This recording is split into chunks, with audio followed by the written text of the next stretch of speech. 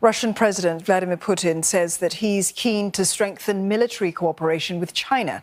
Mr Putin, whose country is under heavy sanctions from the West over the war in Ukraine, said that the Russia-China relationship is a stabilising factor for the region. Господин председатель, дорогой друг, ждем вас весной следующего года с государственным визитом в Москву. И, конечно, особое место во всем комплексе российско-китайского сотрудничества, наших отношений занимает военное и военно-техническое сотрудничество, которое способствует обеспечению безопасности наших стран и поддержанию стабильности в ключевых регионах. Нацелены укреплять взаимодействие между вооруженными силами России и Китая. The two leaders held a video conference with Mr Putin's opening remarks broadcast on Russian state television. Mr Putin says that he's expecting his Chinese counterpart to make a state visit to Moscow in the spring of next year. Now, in response, Mr Xi says that China is ready to increase strategic cooperation with Russia in the face of what he calls a difficult situation in the world at large. Olivia Xiong joins us live now from Beijing for more on this. Olivia, China and Russia, they have previously hailed their so-called no-limits partnership. Is that holding up in light of Moscow's continuing war in Ukraine? Well, Don, it certainly looks to be the case as we are seeing lines just come in from the meeting from that Chinese side. China continuing to walk, though, a careful tightrope in its relationship with Russia, even as you mentioned there that the war in Ukraine continues. In the opening remarks, Mr Putin calling Mr Xi a dear friend at one point, and in response, Mr Xi said that China was ready to increase strategic cooperation with Russia against the backdrop of a, quote, difficult situation in the world at large as China and Russia continue to draw closer together to each other in the face of pressure from the West. And this is the first time the two leaders are speaking since they met in person in Uzbekistan in September. Both men all smiles, ending the year with this video call, which Mr Xi called a, quote, good tradition. Remember, they started the year this year, meeting in February in Beijing for the Winter Olympics, in which both sides declared that no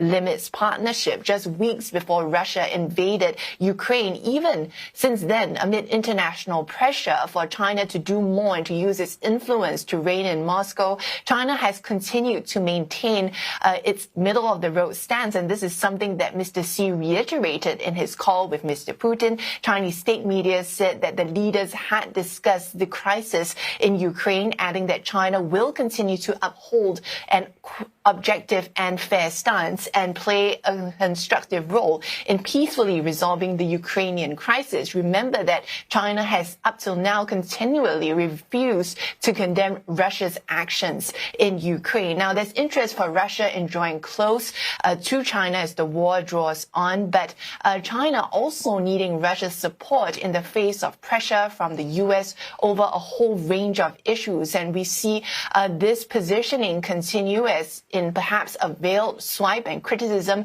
against the U.S. and the West without mentioning any countries. State media reporting that Mr. Xi emphasizing that China is willing to work with Russia and all progressive forces in the world that oppose hegemonism and power politics and that oppose any unilateralism, protectionism and bullying. Olivia, let's pivot to the COVID situation in China right now. What's been the reaction to these wide travel curbs that we're seeing being imposed on its citizens? That's right. In fact, in that phone call, in that video call with Mr. Putin, Mr. Xi said that China is ready to return to normal exchanges of people with countries, including Russia. And so as we see China continue to push on with relaxation of its zero COVID measures, there have been concern from countries. Now we are hearing of more countries, along with countries like US and Japan, to impose, who are intending to impose some form of testing on travelers from China. And these include South Korea and Spain. Malaysia is saying that it will test all international international travelers into the country. And China has hit back at this. The Communist Party linked Global Times in an article said that such measures against Chinese travelers were unfounded and discriminatory. And they said the real intention is to sabotage China's 3 years of COVID-19 control efforts and attack the country's system.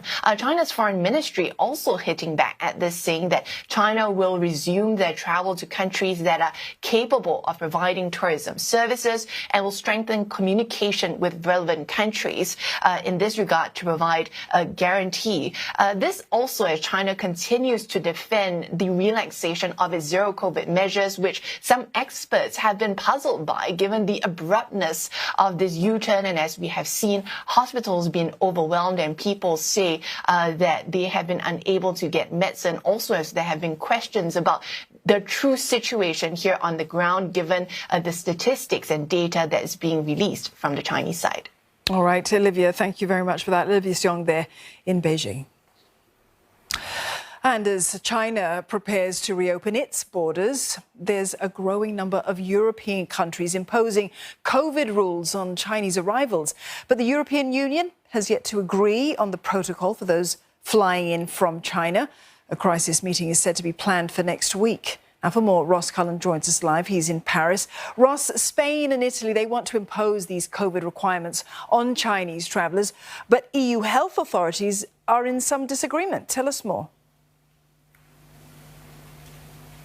Yeah, Dawn, there has been a division at a EU level. We did have a Health Security Committee meeting on Thursday evening. That broke up without a conclusion. Italy had been calling for Brussels to bring in block-wide restrictions across the European Union. Brussels are not going that far for now, leaving it up to individual member states to take precautions if they feel they need to. Italy certainly feels it needs to do that, bringing in the obligation on people to be tested when they are arriving into Italy from China. Today, Friday, earlier, Spain also followed suit, saying that they will be asking for proof that you have had a negative test or you're fully vaccinated if you're arriving into Spain from China. And we have a media source just in the last half hour suggesting that we could well be seeing restrictions also imposed by the French government this coming weekend. That is unconfirmed at the moment, but pressure perhaps on the French government. We know Emmanuel Macron has asked ministers to be ready to respond rapidly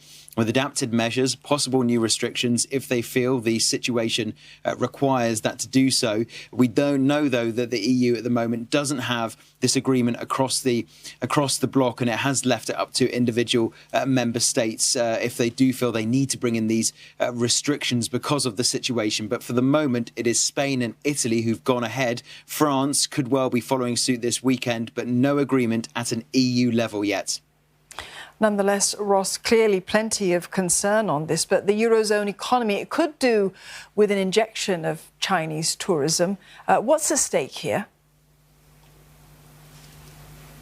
Yeah, absolutely. If you look particularly at the luxury sector, Dawn, Italian handbags, shopping in Milan, buying clothes on the Champs-Élysées in Paris, going to Belgium, shopping for jewellery and diamonds. The luxury sector in Europe relies particularly heavily on that injection of cash by Chinese consumers shopping in Europe. They are the most populous tourists to France, behind Americans. If you look outside the European Union, the top travellers across France are Americans, and then Chinese tourists visiting museums here in Paris like the Louvre, the Chateau, the beaches, the mountains. Lots for the French tourism industry to try to attract Chinese tourists. They are hoping to do so. They know that Lunar New Year is coming up in just a few weeks' time, hoping for Chinese tourists to be able to travel outside China into Europe to be able to give that boost injection to the tourism industry in Europe, but broadly, but the luxury sector